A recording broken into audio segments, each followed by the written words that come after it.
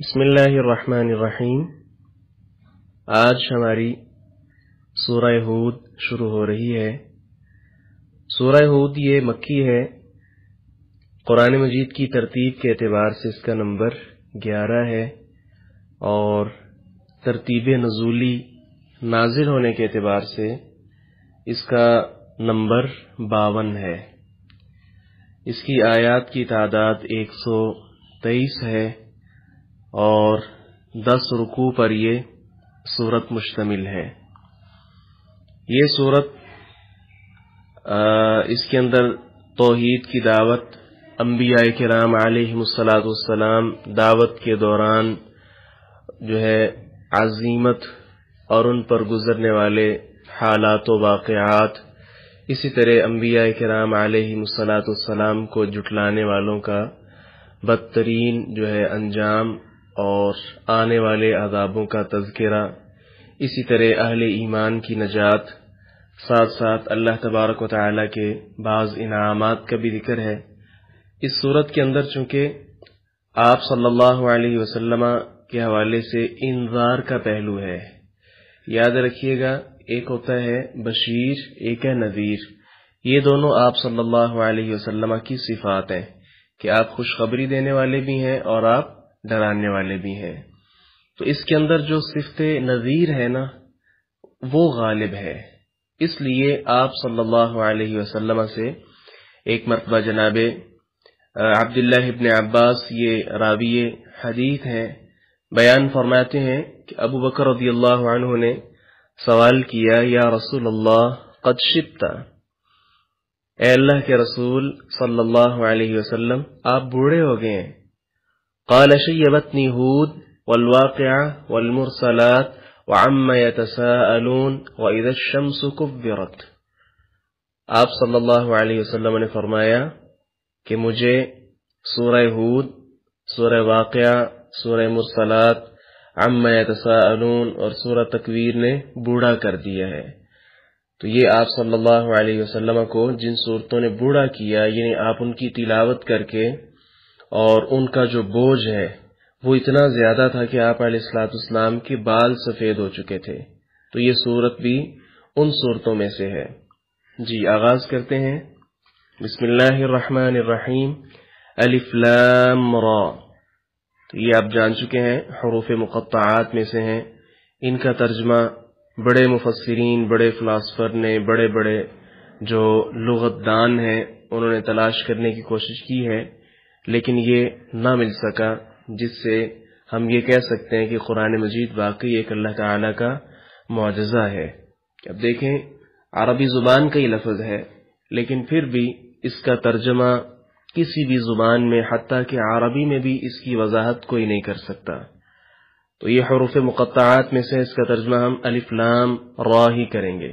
جی آگے، کتاب، کتاب ہے، احکمت، محکم کی گئی ہیں۔ جی لغوی اعتبار سے محکم ہر اس چیز کو کہا جا سکتا ہے جسے نہایت حکمت اور دانائی اور تجربے کے ساتھ اس کی ساخت کو جو ہے مضبوط کر دیا جائے، اس پر محکم کا لفظ بولا جاتا ہے۔ آیاتہ، اس کی آیات، اس کتاب کی آیات۔ ثم، پھر، فصلت، تفصیل سے بیان کی گئی ہیں۔ تو یہ اردو میں بھی استعمال ہوتا ہے، تفصیل، کسی بات کو خوب واضح کر کے بیان کر دینا، اسے تفصیل کہا جاتا ہے۔ جی من لدن حکیم، کمال حکمت والے کی طرف سے۔ لدن کا ترجمہ طرف سے، من کا مطلب سے، اور حکیم کمال حکمت والا۔ خبیر، جو بہت زیادہ باخبر ہے، اس کی طرف سے یہ سورت نازل کی گئی ہے۔ با محاورہ ترجمہ کیا ہو جائے گا؟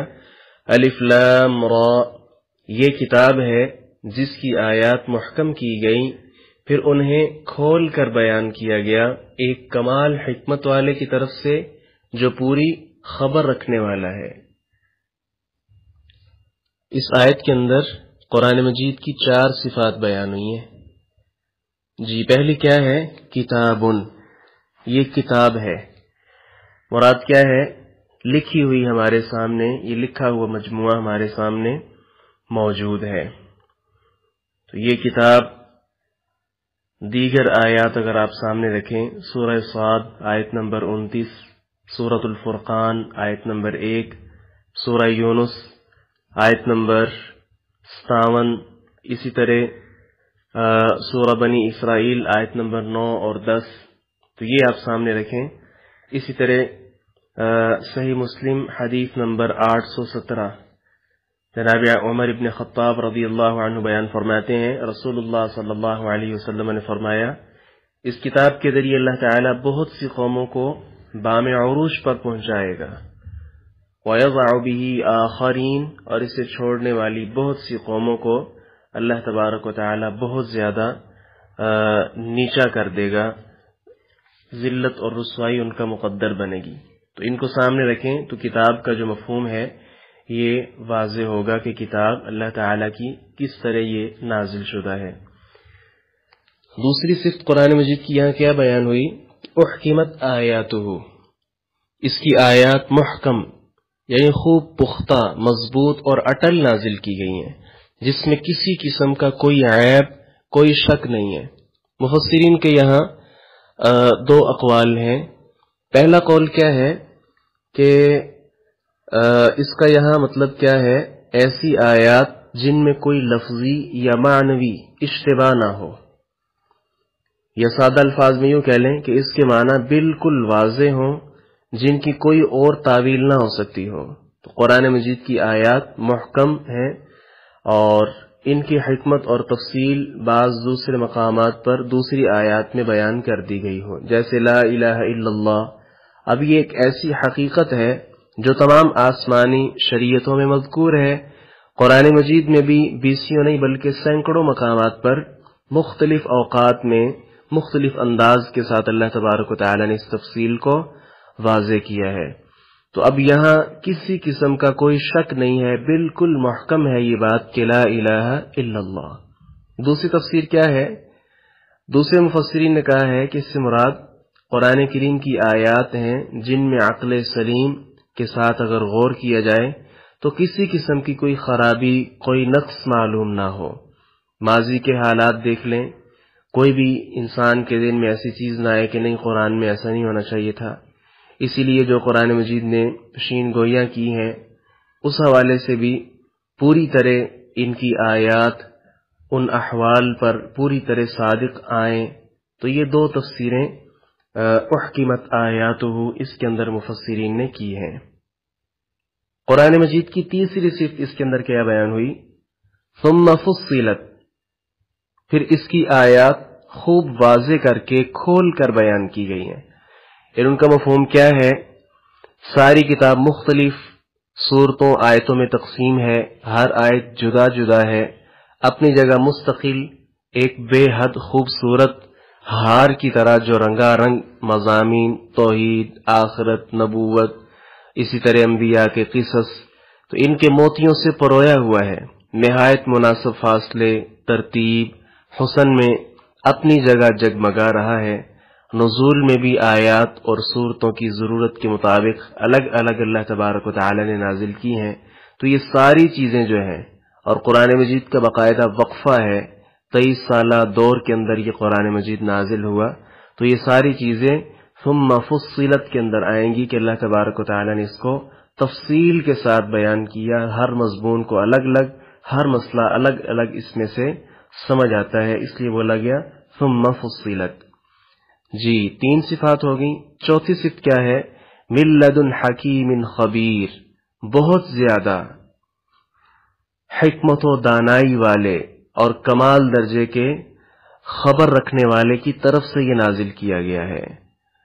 تو یہ سورۃ النمل آیت نمبر 88 دیکھیے، صنع اللہ الذی اتقن کل شیء، اس اللہ کی کاریگری سے جس نے ہر چیز کو مضبوط بنایا ہے۔ تو اللہ تبارک و تعالی بہت زیادہ، یا باقی آیات میں پڑھتے ہیں، کمال حکمت والا اور ہر چیز پر پوری طرح باخبر ہے۔ تو اس کی طرف سے یہ آیت اور یہ سارا قرآن مجید نازل کیا گیا ہے، جس کی بہت زیادہ پر حکمت باتیں ہوتی ہیں، اور پوری طرح وہ رب ہر چیز پر باخبر ہے، لہذا قرآن مجید میں کوئی خبر غلط نہیں، اور کوئی بات، کوئی حکم، کوئی مضمون ایسا نہیں جو حکمت و دانائی سے خالی ہو۔ تو یہاں یہ سمجھانا چاہ رہے ہیں اللہ تبارک و تعالی۔ تو یہ قرآن مجید کی 4 صفات اسی ایک آیت کے اندر جمع ہو گئی ہیں۔ آگے فرمایا اللہ کے نا، یہ اصل میں کیا تھا؟ ان لا۔ ان کا ترجمہ آپ جانتے ہیں کہ اس کا ترجمہ کیا جاتا ہے کہ، لا کا ترجمہ کیا ہوتا ہے؟ نہیں۔ تو یہ ان لا تھا، تو پڑھنے میں دقت تھی، ان لا تعبدو، دقت تھی، اس لیے اس دونوں حروف کو ملا دیا، مجموعہ کیا بن گیا؟ اللہ کے نا۔ تعبدو تم عبادت کرو، الا اللہ مگر اللہ ہی کی، اننی بے شک میں، یہ اصل میں کیا تھا؟ ان، اور آگے یا متکلم کی جس کا ترجمہ ہم میں کرتے ہیں تو وہ ساتھ لگنا تھا، تو کیا بن گیا؟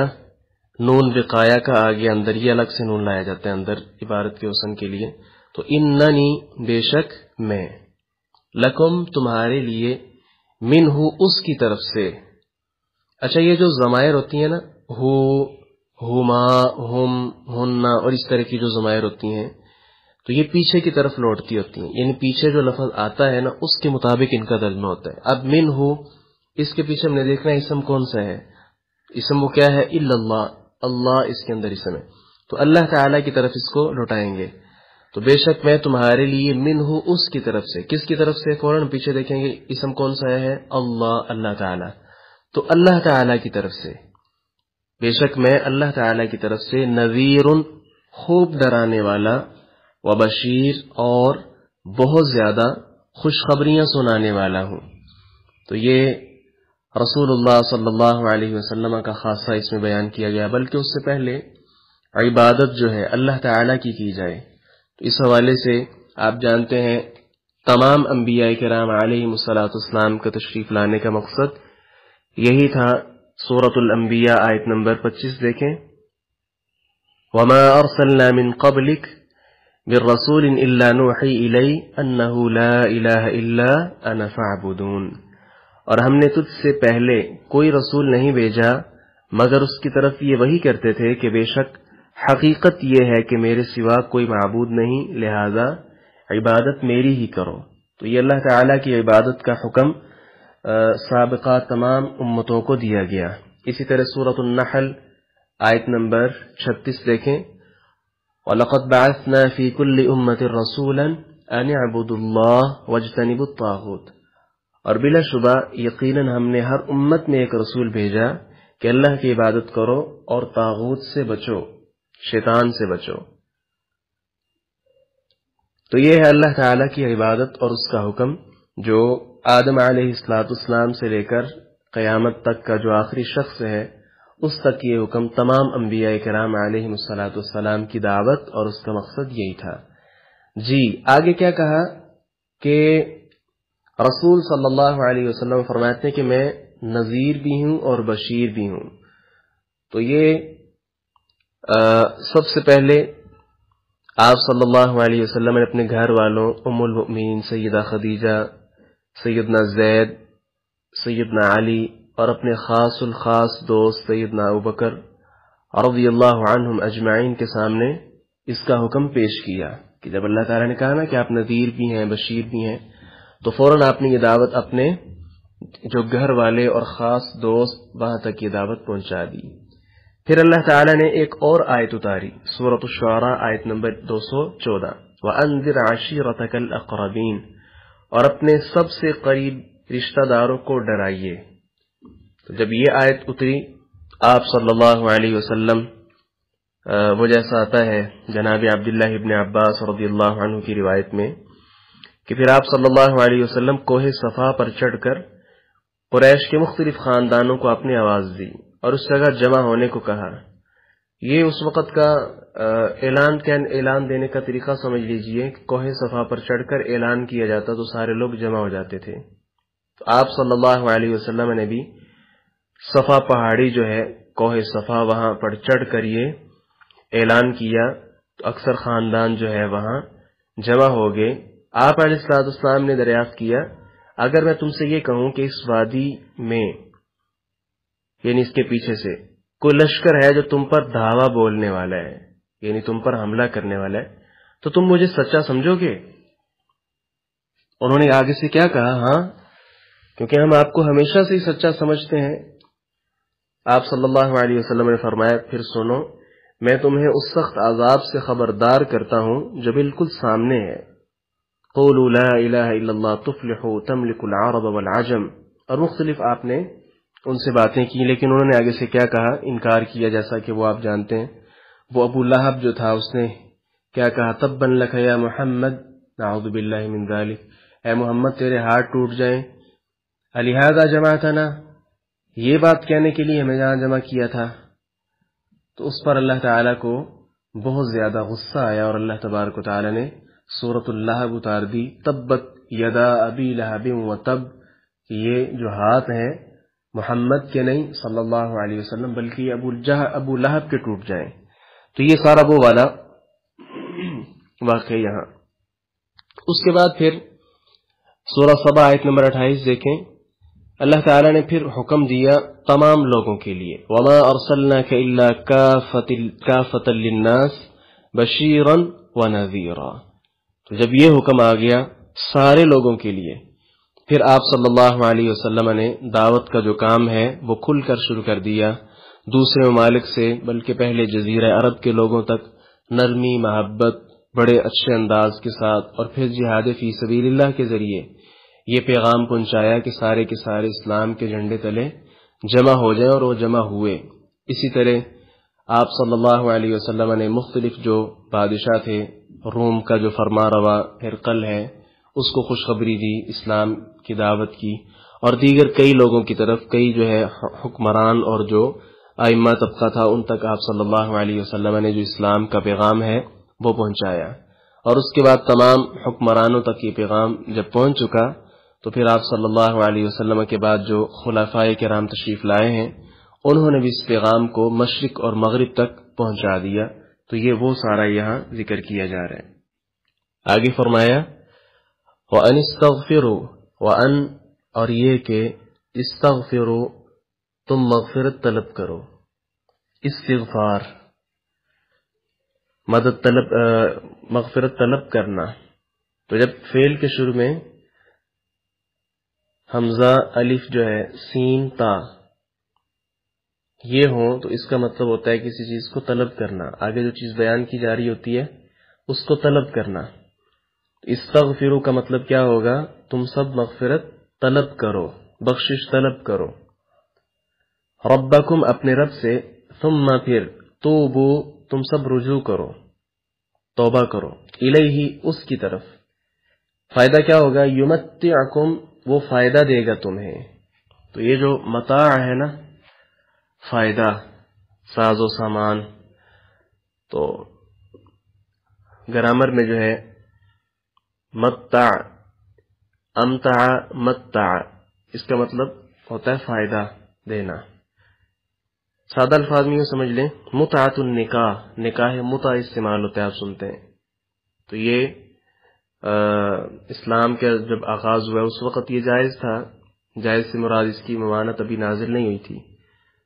تو نکاح متع کیوں کہا جاتا ہے؟ اس کی صورت یہ ہوتی ہے کہ مرد کسی عورت کو کچھ مال دے کر متعین عرصہ کے لیے اس سے نکاح کرتا ہے، یعنی اتنی دیر تک اس سے فائدہ اٹھاتا ہے۔ تو اس کا مطلب کیا ہوتا ہے کہ زائد چیز لینا۔ تو یہ پہلے حرام نہیں تھا لیکن بعد میں اب حرام ہو چکا ہے، لہذا اب جو کوئی نکاح متع کرتا ہے، آج بھی اس کی صورت ہوتی ہے، بیرون ملک میں جو رہنے جاتا ہے وہاں جا کر کسی عورت سے ایگریمنٹ کر لیتا ہے، اور مثال کے طور پہ سال میں نے یہاں نوکری کرنی ہے تو سال آپ کے ساتھ میں شادی کروں گا، اس کے بعد آپ کو طلاق دے دوں گا۔ تو یہ نکاح متع ہے، اس لیے یہ حرام ہے۔ تو یہاں کیا ہے؟ یمتعکم، وہ فائدہ دے گا تمہیں۔ یہ صرف لفظ سمجھانے کے لیے میں نے وہ مثال دی ہے۔ متاعا حسنا، اچھا فائدہ، متاع فائدہ، حسنا اچھا، الی اجل مسمى، وقت مقررہ تک۔ اجل موت کو کہتے ہیں نا، اور اجل مسمى جو طے شدہ وقت ہے اس تک۔ ویؤتی، اور وہ دے گا، کل ذی فضل، ہر فضل والے کو، ہر زیادہ عمل والے کو، فضلہ اس کا زیادہ اجر، اس کا فضل۔ وَإِنْ اور اگر تولوا تم پھر گئے، فَإِنِّي پس بے شک میں، اخاف ڈرتا ہوں، علیکم تم پر، عذاب یوم کبیر بڑے دن کے عذاب سے۔ باب محاورہ ترجمہ کیا ہو جائے گا؟ اور یہ کہ اپنے رب سے بخشش طلب کرو، پھر اس کی طرف پلٹ آؤ تو وہ تمہیں ایک معین مدت تک اچھا ساز و سامان دے گا، اور ہر زیادہ عمل والے کو اس کا زیادہ ثواب اور اجر دے گا۔ اور اگر تم پھر گئے تو یقیناً میں تم پر بہت بڑے دن کے عذاب سے ڈرتا ہوں۔ اس آیت کریمہ کے ساتھ اگر پچھلی والی آیت آپ دیکھیں، اللہ تعبدوا الا اللہ والی، پھر ان دونوں کا مطلب کیا سمجھ آتا ہے کہ استغفار اور توبہ سے مراد غیر اللہ کی عبادت سے استغفار اور توبہ ہے۔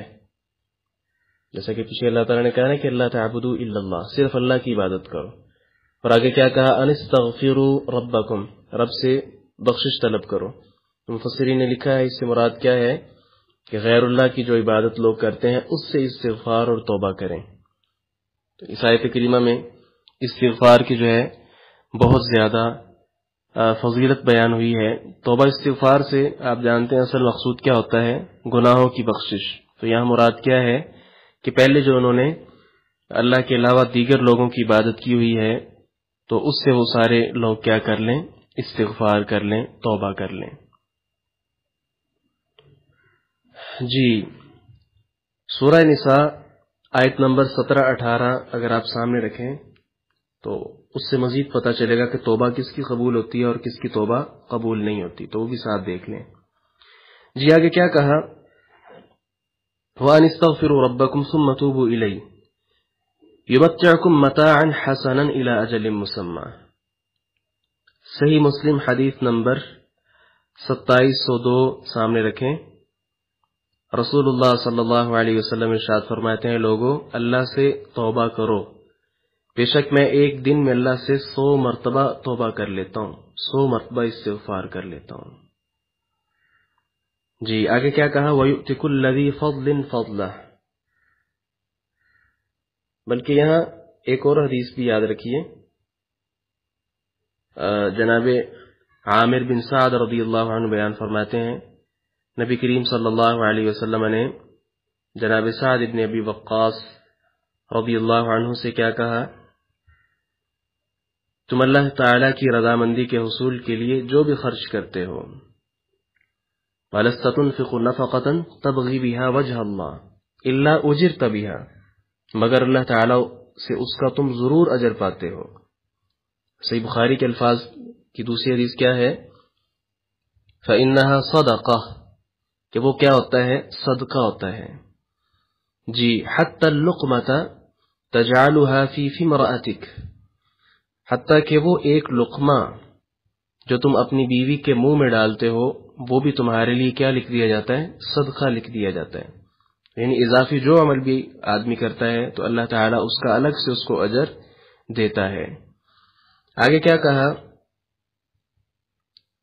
بلکہ یہاں وہ ایک اور حدیث بھی سامنے رکھ لیں، صحیح مسلم حدیث نمبر 2588، اس کے اندر کیا ہے کہ آپ صلی اللہ علیہ وسلم ارشاد فرماتے ہیں، ما نقص صدقۃ من مال، صدقہ کرنے کے ساتھ مال کم نہیں ہوتا، تو اللہ تعالیٰ مزید اجر ہی دیتا ہے۔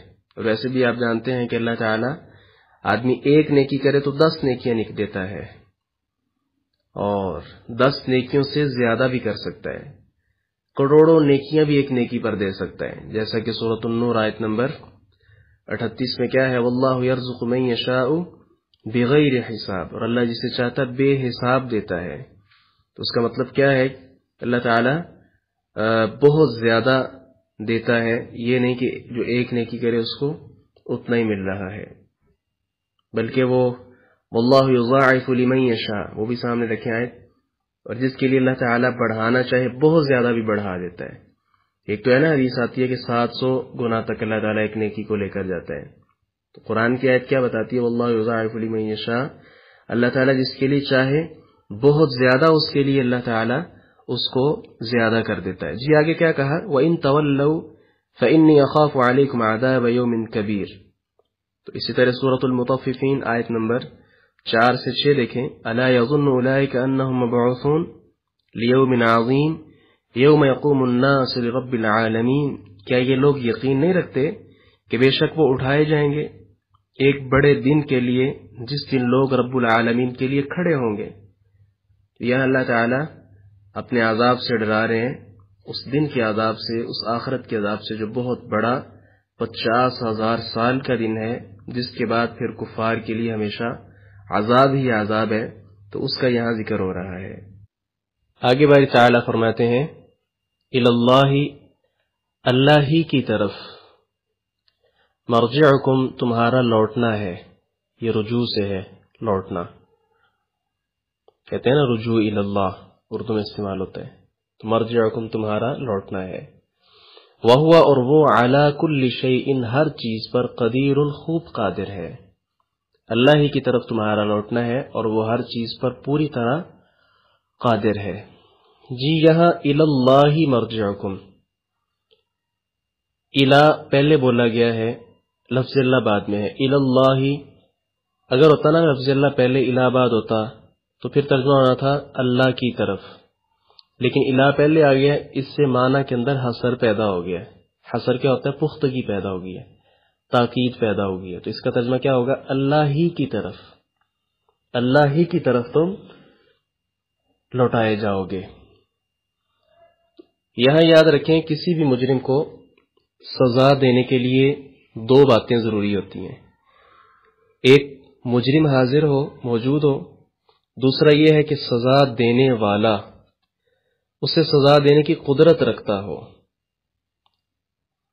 تو اللہ تبارک و تعالی کی دعوت سے اعراض کرنے والے اور خوف نہ رکھنے والے قیامت کے دن کے منکر لوگوں سے کہا جا رہا ہے کہ میرے پاس ہی تم نے حاضر ہونا ہے اور میں قدرت بھی رکھتا ہوں تمہیں سزا دینے کی. تو ایسے مجرموں کو اپنے انجام سے ضرور ڈرنا چاہیے. قرآن مجید سورہ قاف آیت نمبر 43-44 انا نحن نحیی ونمیت والینا المصیر، ہماری طرف ہی تمہارا ٹھکانہ ہے. سورۃ التغابن آیت نمبر 7 زعم الذین کفروا ان لن یبعثوا قل بلی وربی لتبعثن ثم لتبلون بما عملتم وذلک علی اللہ یسیر. اسی طرح مستدرک حاکم جلد نمبر 2 صفحہ نمبر 429 حدیث نمبر 3606 جناب عبداللہ ابن عباس رضی اللہ عنہ راوی حدیث ہیں، بیان فرماتے ہیں کفار میں سے عاص بن وائل رسول اللہ صلی اللہ علیہ وسلم کے پاس ایک بوسیدہ ہڈی لے کر آیا اور اس نے اپنے ہاتھوں سے مسل کر ریزہ ریزہ کر دیا اس ہڈی کو. اس کے بعد آپ سے کہنے لگا ہے محمد صلی اللہ علیہ وسلم، کیا اللہ تعالیٰ اس ہڈی کو بوسیدہ ہونے کے بعد بھی زندہ کرے گا؟ آپ نے فرمایا ہاں، اللہ اسے زندہ کرے گا اور اس پر وہ خوب قادر ہے. اور سن لے، وہ تجھے مارے گا، پھر زندہ کرے گا، پھر جہنم میں داخل کرے گا. تو یہاں سے پتہ چلتا ہے کہ اللہ تبارک و تعالی یقینی بات ہے کہ وہ دوبارہ لوگوں کو اٹھائے گا، اس کے پاس سب نے حاضر ہونا ہے اور پھر آخر میں جو حساب و کتاب ہے وہ ہوگا. آگے بیان فرمایا الا، آگاہ رہو، خبردار. کہ آپ نے پہلے پڑھا ہے، حرف تنبیہ ہے، متنبہ کرنے کے لیے آتا ہے. انہم، بے شک وہ، یثنون، دوہرا کرتے ہیں، صدورہم، اپنے سینوں کو. جی ثنا یثنی، دوہرا کرنا.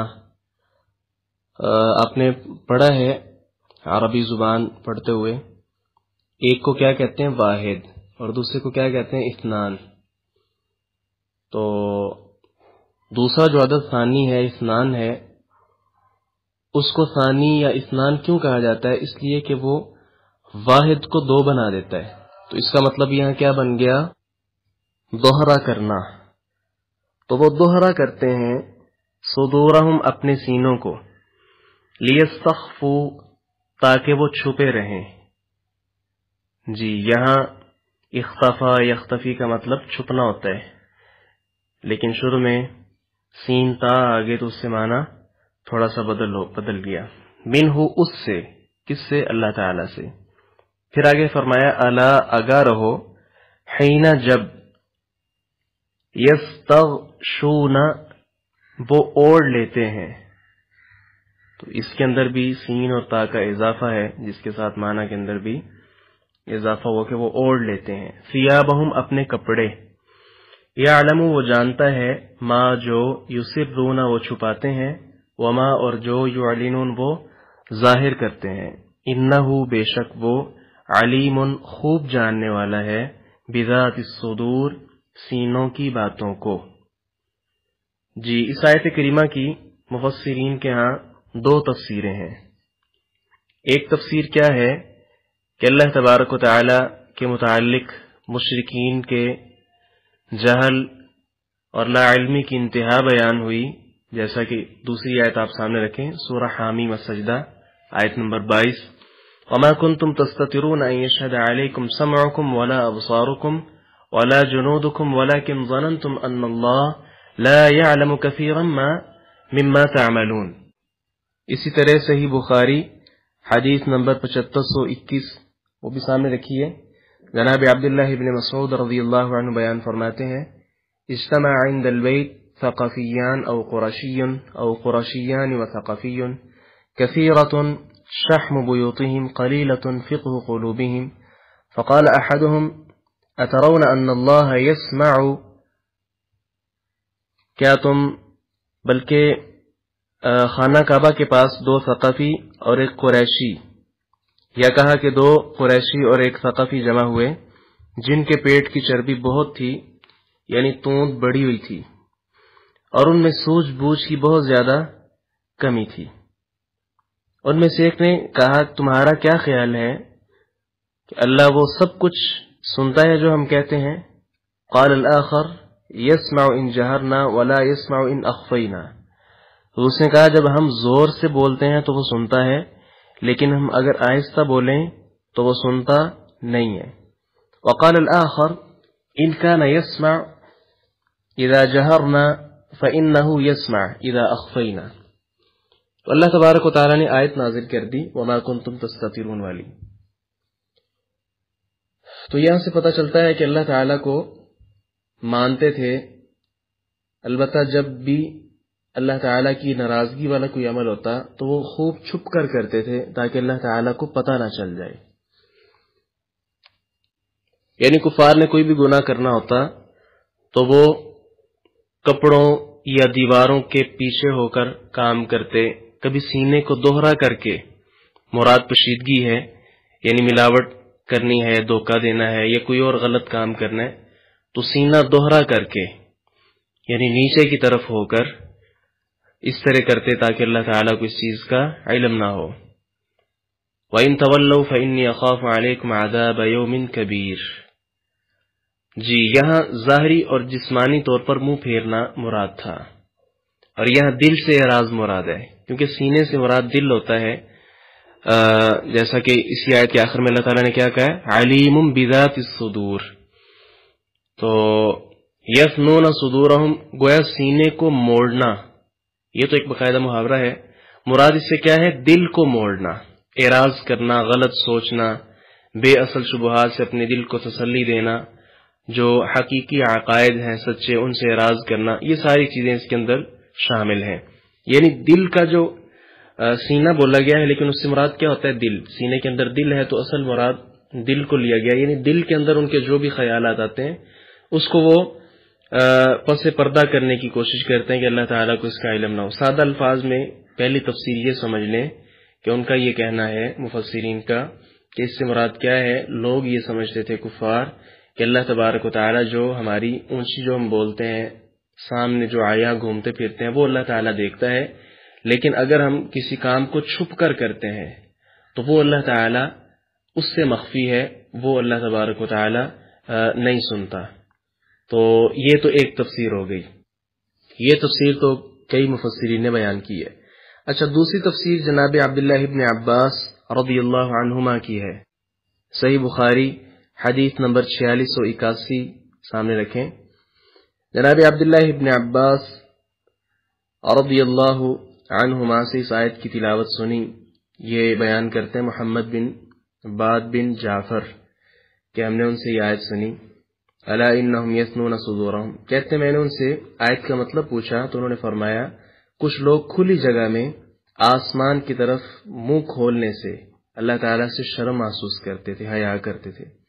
اسی طرح آپس میں ہم بستری کے وقت بھی آسمان کی طرف سطر کھولنا، اپنے کپڑے وغیرہ کھولنے سے حیا کرتے تھے اور شرم کے مارے اپنے سر ڈھانپ لیتے تھے.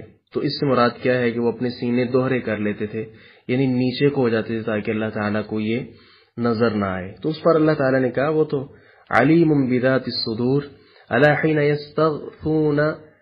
یستغشون ثیابہم یعلم ما یسرون ما یعلنون. تو یہاں سے اللہ تعالیٰ کیا کہنا چاہتے ہیں کہ جب وہ بستروں میں لیٹ کر بستروں میں اپنے آپ کو ڈھانپ لیتے ہیں، اللہ تبارک و تعالیٰ تو اس وقت بھی ہر چیز کو دیکھنے والا، ہر چیز کی بصیرت رکھنے والا ہے. مطلب کیا ہے کہ شرم و حیا کا جذبہ اپنی جگہ بہت اچھا ہے، لیکن اس میں اتنا غلو اور زیادتی کر دینا یہ مناسب نہیں، کیونکہ اللہ تبارک و تعالیٰ تو دلوں کے راز اور ہر چیز کو جانتا ہے.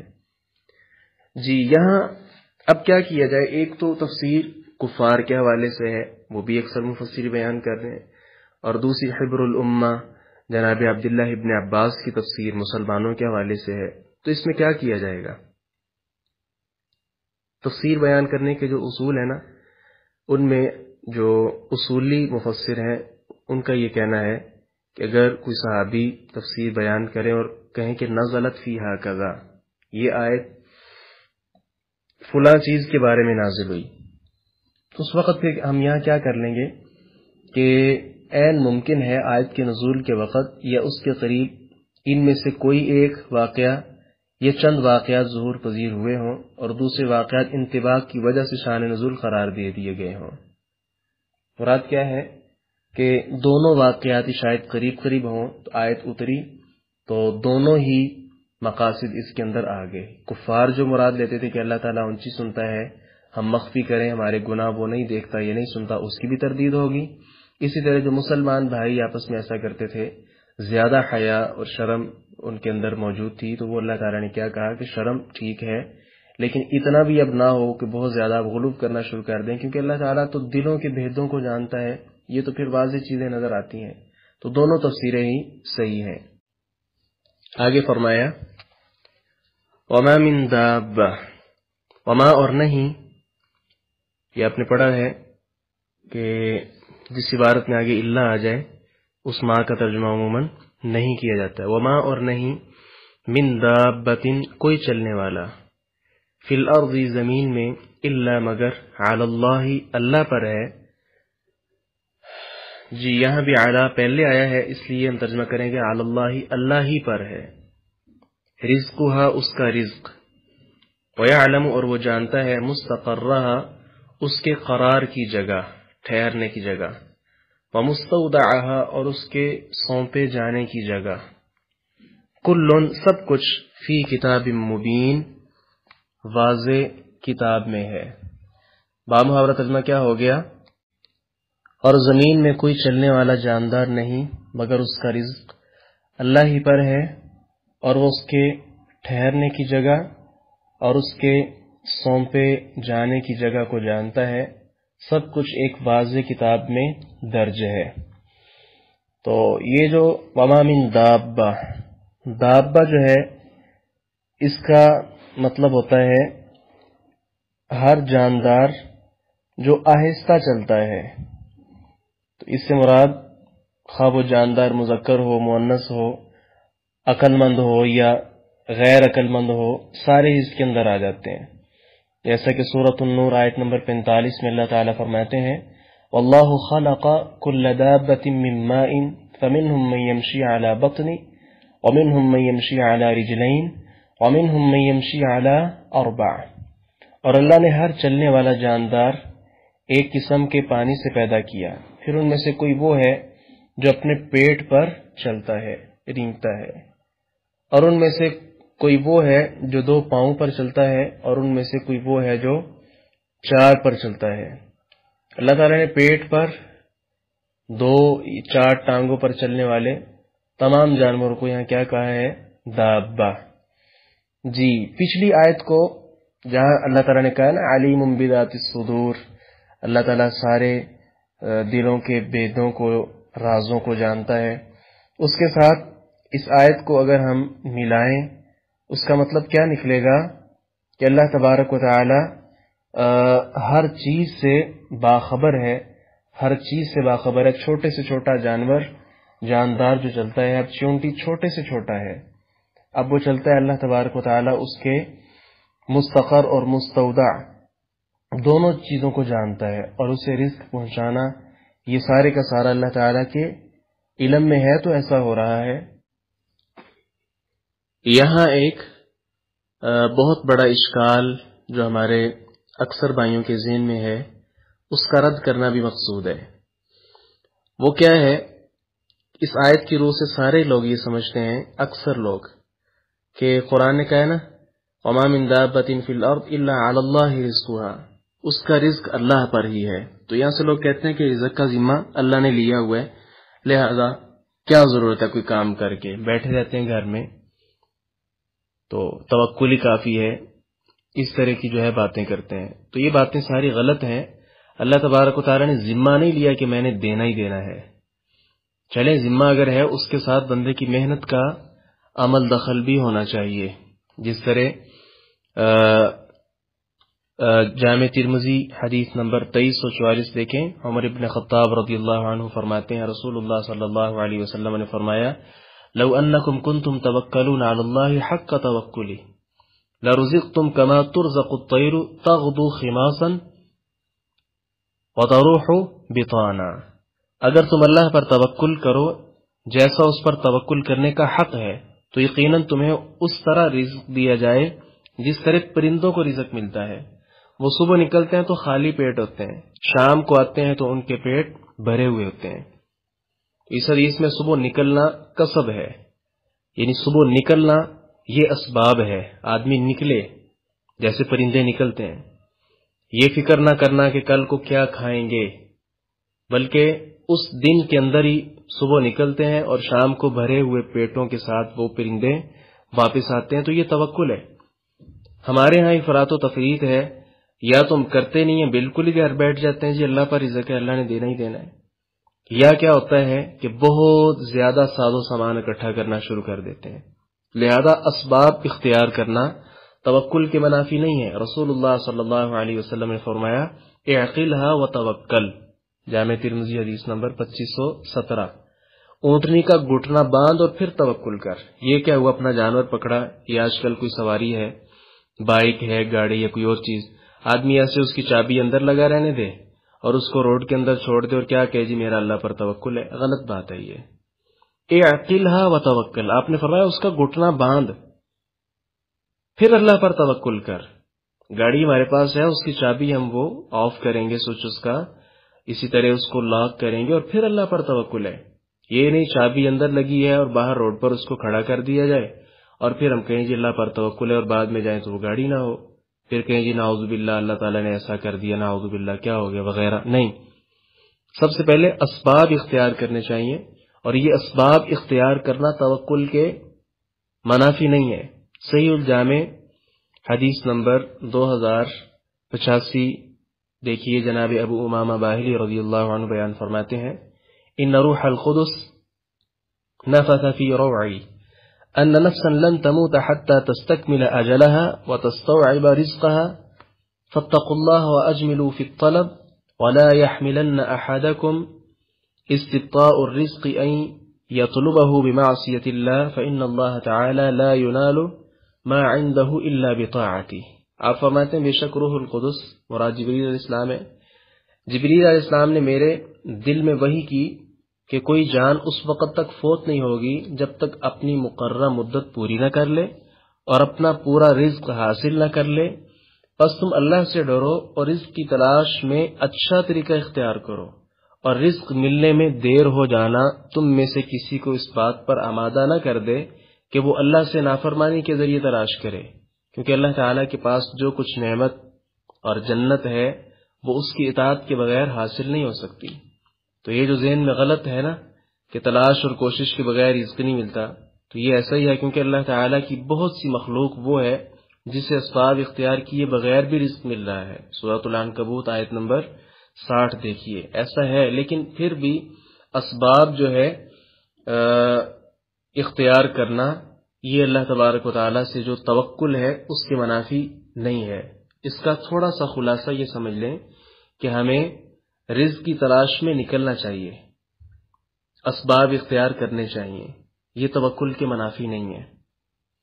آگے کیا فرمایا؟ وَيَعْلَمُ مُسْتَقَرَّهَا وَمُسْتَوْدَعَهَا، تو اس سے بھی اللہ تعالیٰ کا خوب علم والا ہونا مزید اس سے بیان ہو رہا ہے۔ مستقر اور مستودع کی تفسیر اگرچہ لوگوں نے مختلف بیان کی ہے، مگر الفاظ کے پیش نظر واضح مطلب یہی نظر آتا ہے کہ اللہ تعالیٰ وہ تمام جگہ بھی جانتا ہے جہاں انسان نے کچھ مدت کے لیے ٹھہرنا ہے، خواہ وہ باپ کی پشت ہو، ماں کا رحم ہو، زمین کا کوئی حصہ جہاں اس نے زندگی گزارنے کے لیے ٹھہرنا ہے۔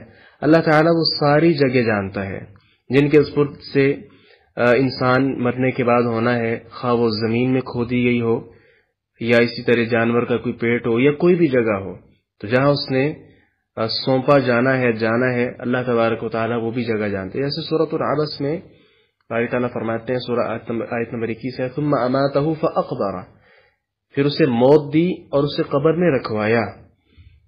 تو یعنی آخر والی جو اس کی جگہ ہے، ایک تو ہے زمین میں اس نے کیا کرنا ہے، کہاں جانا ہے، کہاں رہنا، کیا کرنا ہے، وہ بھی اللہ جانتا ہے، اور مرنے کے بعد کہاں اس کو سونپا جائے گا، کہاں رکھا جائے گا، کس قبر میں ڈالا جائے گا، یہ ساری کی ساری باتیں اللہ تبارک و تعالیٰ جانتا ہے۔ اور آگے کیا کہا کہ یہ ساری باتیں فی کتاب مبین، کتاب مبین، اس سے مراد لوح محفوظ ہے، تو لوح محفوظ میں ساری کی ساری باتیں لکھی ہوئی ہیں۔ آگے فرمایا وَهُوَ الَّذِي، اور وہی ہے جس نے خلق پیدا کیا السماوات آسمانوں کو، والارض زمین کو، فی 6 ایام 6 دنوں میں، وَكَانَ عَرْشُهُ، اور اس کا عرش تھا، عَلَى الْمَاء پانی پر، لِيَبْلُوَكُمْ تاکہ وہ آزمائے تمہیں، تو یہ اردو میں استعمال ہوتا ہے نا، مبتلا ہونا، دور ابتلا وغیرہ،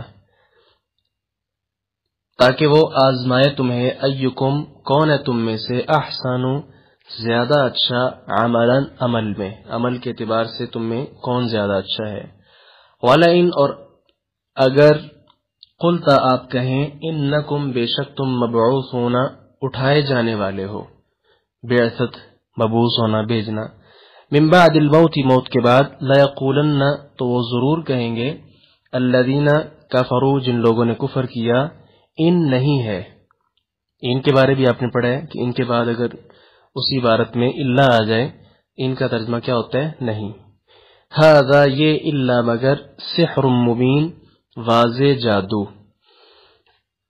اور وہی ہے جس نے آسمانوں اور زمین کو 6 دنوں میں پیدا کیا، اور اس کا عرش پانی پر تھا، تاکہ وہ تمہیں آزمائے کہ تم میں سے کون عمل میں زیادہ اچھا ہے، اور یقیناً اگر تو کہے کہ بے شک تم موت کے بعد اٹھائے جانے والے ہو، تو وہ لوگ جنہوں نے کفر کیا ضرور ہی کہیں گے یہ کھلے جادو کے سوا کچھ نہیں ہے۔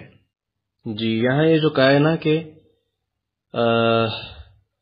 اللہ تعالیٰ نے آسمان و زمینوں کو 6 دنوں پیدا کیا جب اللہ تعالیٰ کا عرش پانی پر تھا، اس کے متعلق تھوڑی سی تفصیل ہے، آپ اگر دیکھیں وَكَانَ عَرْشُهُ عَلَى الْمَاءِ، اس کے متعلق جو ہے مختلف روایات، جناب عمران بن حسین رضی اللہ عنہ بیان فرماتے ہیں، اہل یمن کے کچھ لوگ آپ صلی اللہ علیہ وسلم کے پاس آئے اور پوچھا، تو آپ نے فرمایا کان اللہ ولم یکن شیء قبلہ، اللہ تعالیٰ تھا اور اس سے پہلے کوئی چیز نہیں تھی۔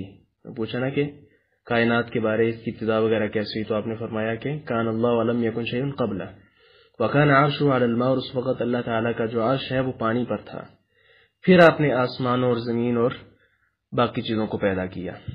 ایک تو یہ روایت ہے صحیح بخاری حدیث نمبر 7418 نمبر۔ اس کے علاوہ دوسری حدیث کون سی ہے؟ جناب عبداللہ ابن عامر رضی اللہ عنہما بیان فرماتے ہیں کہ رسول اللہ صلی اللہ علیہ وسلم نے فرمایا، یہ صحیح مسلم حدیث نمبر 2653 ہے، کتب اللہ مقادیر الخلائق قبل ان يخلق السماوات والارض، ب50,000 سنة قال وعرشه على الماء. اللہ تعالیٰ نے مخلوقات کی تقدیریں آسمان و زمین پیدا کرنے سے 50,000 پہلے لکھتی تھی اور اس کا عرش پانی پر تھا. تو اس سے پتہ چلتا ہے کہ عرش پہلے ہے. اس کے علاوہ وہ جو ابو داؤد کی مشہور حدیث ہے، حدیث نمبر 4700، آپ فرماتے ہیں ان اول ما خلق اللہ تعالی القلم فقال له اکتب فقال ربی وماذا اکتب قال اکتب مقادیر کل شیء حتى تقوم الساعة. قلم سے اللہ تعالیٰ نے اس کو پیدا کیا اور اسے کہا لکھ. اس نے کہا ہے اللہ کیا لکھوں؟ تو اللہ تعالیٰ نے آگے کہا کہ قیامت تک کے لیے جتنی تقدیر ہے وہ ساری کی ساری لکھ دو. یہاں سے علماء کا اختلاف ہے کہ سب سے پہلے قلم پیدا ہوئی ہے یا اللہ تعالیٰ کا عرش جو پانی پر تھا وہ تھا. اس حوالے سے واللہ عالم علماء کا کافی اختلاف ہے. مجھے راجح بات جو سمجھ آئی ہے وہ حافظ ابن حجر رحمہ اللہ کی بات ہے. انہوں نے لکھا ہے کہ عرش اور پانی پہلے تھا، قلم کو بعد میں پیدا کیا ہے، اور استدلال یہی ہے وکان عرش علی الماء والا. تو یہ حافظ ابن حجر رحمہ اللہ کی جو مشہور کتاب صحیح بخاری کی شرح ہے، سارے جانتے ہیں، فتح الباری. تو فتح الباری میں کتاب بدء الخلق، یہ جو پہلا باب ہے نا، اس کے اندر حافظ ابن حجر رحمہ اللہ نے تفصیل کے ساتھ اس کے دلائل کو بھی ذکر کیا ہے کہ سب سے پہلے اللہ تعالیٰ کا عرش تھا پانی پر، اس کے بعد اللہ نے قلم کو پیدا کیا ہے، پھر اس کے ساتھ ساری تقدیریں اللہ تعالیٰ نے لکھی ہیں، پھر آسمان و زمین کو پیدا کیا ہے. اس طرح آگے ساری تفصیل بیان کی ہے. اچھا، ایک وہ روایت بڑی مشہور ہے کہ اللہ تعالیٰ نے سب سے پہلے عقل کو پیدا کیا ہے. تو یہ روایت بیان کرنے کی ضرورت نہیں، سخت قسم کی ضعیف ہے. حافظ ابن القیم رحمہ اللہ نے المنار المنیف میں لکھا ہے کہ جن روایات کے اندر آتا ہے کہ عقل سب سے پہلے اللہ تعالیٰ نے پیدا کی ہے، وہ تمام کی تمام روایات صحیح نہیں ہیں. اس میں اور کیا کہا، لیبلوکم ایکم احسن عملا. تو اس کا مطلب کیا ہے؟ یہ مختلف انداز میں نا، بعض آیتوں میں لیعلم آیا ہے تاکہ اللہ جان لے، اور بعض میں آیا کہ لیبلوکم، اللہ تعالیٰ جو ہے آزمایا لے تمہیں. اس کا مطلب کیا ہوتا ہے؟ اللہ تعالیٰ کو معلوم ہے پہلے کیا ہونا تھا، اب کیا ہو رہا ہے، اور اب آئندہ کیا ہوگا، اللہ کے علم میں ہے. لیکن اللہ تعالیٰ چاہتا ہے کہ وہ بات جو میرے علم میں ہے نا، وہ وجود میں آ کر سب کے سامنے ظاہر ہو جائے، اور اس کا نتیجہ بھی سب کے سامنے آیا ہو جائے تاکہ باقیوں کو بھی پتہ چل جائے. یہ نہیں ہے کہ اللہ تعالیٰ کو نعوذ باللہ علم ہی نہیں ہے تو اللہ دیکھنا چاہتا ہے کہ تم کیا کرو گے. نہیں، علم ہے اس کو، لیکن جو چیز اس کے علم میں ہے نا، وہ چاہتا ہے کہ وجود میں آ جائے تاکہ بالکل ظاہر ہو جائے، واضح ہو جائے، اور سب کے سامنے اس کا نتیجہ بالکل عیاں ہو جائے. اور اس میں آگے کیا کہ ایکم احسن عملا، احسن عملا یعنی آزمائش یہ نہیں کہ عمل میں برا کون ہے اور اچھا کون ہے، بلکہ اللہ تعالیٰ ایسا قدردان ہے کہ عمل میں اچھائی کے درجات کو بھی ملحوظ رکھتا ہے کہ کون زیادہ اچھا کام کرتا ہے، کہ کوئی اچھا کام کر رہا ہے، ایک ہے ان میں سے بھی کون زیادہ اچھا کام کر رہے ہیں. تو اللہ تعالیٰ اس چیز کو دیکھتا ہے. سورہ آل عمران آیت نمبر 163 سامنے رکھیں، ہم درجات عند اللہ واللہ بصیر بما یعملون. اور وہ لوگ اللہ کی رضا چاہنے والے اللہ کے ہاں کئی درجوں والے ہیں، یعنی اللہ تعالیٰ درجات بھی دینے والا ہے. کتنا انصاف پسند بادشاہ ہے. آگے کیا کہا تھا، وَلَئِن قُلْتَ إِنَّكُمْ مَبْعُوثُونَ. جی، اللہ تعالیٰ کے علم، اس کی قدرت عظیم، اس طرح کی جتنی صفات ہیں اللہ تعالیٰ نے پہلے ان کو پورے دلائل کے ساتھ ذکر کیا، اور بعد میں کیا کہا کہ اگر تم مشرکوں سے پوچھو نا تو وہ آگے سے یہی کہیں گے کہ ان ھذا الا سحر مبین. تو یہ آپ نے پہلے پڑھا تھا کہ یہ مشرکین کی یہ روش رہی ہے کہ جب وہ بات کرتے اس پر اللہ تعالیٰ کی طرف سے دلائل اترتے، جب آگے سے وہ بے بس لا جواب ہو جاتے تو صرف یہ کہنا ان کے حق میں ہوتا تھا، جی یہ بہت بڑا جادو ہے، یعنی اس کے سوا وہ کچھ کہہ نہیں سکتے ہوتے تھے. تو یہ پرانا ان کا طریقہ ہے جو اللہ تعالیٰ فرماتے ہیں کہ یہ بات سن کر بھی آگے سے یہی کہیں گے کہ ان ھذا الا سحر مبین. آگے فرمایا وَلَئِن، اور یقیناً اگر، اخرنا، ہم مؤخر کر دیں، تاخیر کر دیں، عنہم، ان سے، العذاب، عذاب کو، الی امت معدودہ، ایک گنی ہوئی مدت تک، امت کے کئی معنی ہوتے ہیں، جماعت، امام، طریقہ، راستہ، مدت، کئی معنی ہوتے ہیں۔ تو یہاں اس کا کون سا مطلب مراد ہے؟ مدت والا، معدودہ، گنی چنی، تھوڑی سی۔ لا یقولن، تو یقیناً ضرور وہ کہیں گے، ما، کیا چیز ہے، یحبسو، اسے روک رہی ہے، الا، آگاہ ہو جاؤ، یوم، جس دن، یاتیہم، وہ آئے گا ان پر، لیس مصروفا، اسے نہیں ٹالا جائے گا، عنہم، ان سے، وحاق، اور گھیر لے گا، بہم، ان کو، ما، جو، کانو، وہ تھے، بہی، اس کا، یستہزئون، مذاق اڑاتے۔ اور بلا شبہ اگر ہم ان سے عذاب کو ایک گنی ہوئی مدت تک مؤخر کر دیں تو یقیناً ضرور کہیں گے اسے کیا چیز روک رہی ہے، سن لو، جس دن وہ ان پر آئے گا تو ان سے ہٹایا جانے والا نہیں، اور انہیں وہ چیز گھیر لے گی جس کا وہ مذاق کیا کرتے تھے۔ تو اس آیت کریمہ میں کافروں کی فطرت وہ بیان کی جا رہی ہے کہ اس فطرت کے اندر کتنی کجی واقع ہوئی ہے۔ قرآن کریم، رسول اللہ صلی اللہ علیہ وسلم اور دیگر واضح چیزوں کو جھٹلانا ان کا ایک طریقہ بن چکا ہے، روش بن چکی ہے۔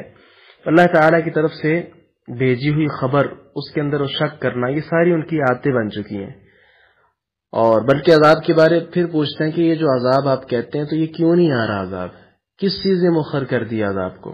تو اللہ تعالیٰ کہنا چاہتے ہیں کہ جب عذاب آ جائے پھر وہ مؤخر نہیں ہوتا، جیسا کہ عذاب دنیا میں بھی آیا، عذاب بدر ہے، عذاب احد ہے، فتح مکہ کے سلسلہ میں عذاب ہے، قتل کی صورت میں عذاب ہے، قیدی بنائے جانے کی صورت میں عذاب ان پر آیا، غلامی کی زندگی بسر کرنے پر ان پر عذاب آیا۔ تو یہ اللہ تعالیٰ کہہ رہے ہیں یہ امت معدودہ، یہ گنی چنی تھوڑی سی مدت ہے، چند دن ہے، بدر ہو گئی، تھوڑی دیر بعد احد، پھر تھوڑی دیر بعد خندق، پھر فتح مکہ۔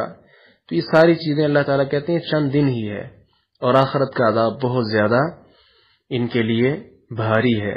سورۃ العنکبوت آیت نمبر 53 میں باری تعالیٰ فرماتے ہیں وَيَسْتَعْجِلُونَكَ بِالْعَذَابِ، یہ ہم نے نا سورہ یونس میں بھی پڑھا تھا، یہ لوگ جو جلدی عذاب طلب کرتے ہیں اس بارے میں تفصیل پہلے ہم نے کچھ پڑھی ہے۔ چلیں ایک آیت مزید یہ دیکھیں، وَيَسْتَعْجِلُونَكَ بِالْعَذَابِ وَلَوْلَا أَجَلٌ مُّسَمًّى لَجَاءَهُمُ الْعَذَابُ وَلَيَأْتِيَنَّهُمْ بَغْتَةً وَهُمْ لَا يَشْعُرُونَ، اور وہ تجھ سے جلدی عذاب کا مطالبہ کرتے ہیں، اور اگر ایک وقت مقرر نہ ہوتا تو ان پر ضرور عذاب آ جاتا، اور یقیناً ان پر ضرور اچانک آئے گا اور وہ شعور بھی نہیں رکھیں گے۔ تو یہ اللہ تعالیٰ اس عذاب کا مزید بتانا چاہ رہے ہیں کہ یہ لوگ عذاب کو جلدی طلب کر رہے ہیں، تو یہ چونکہ اللہ تعالیٰ کی طرف سے ہوتا ہے، اللہ جب بھیج دے ان کو پتہ بھی نہیں چلے گا کہ عذاب کب، کیسے اور کہاں سے آ گیا ہے۔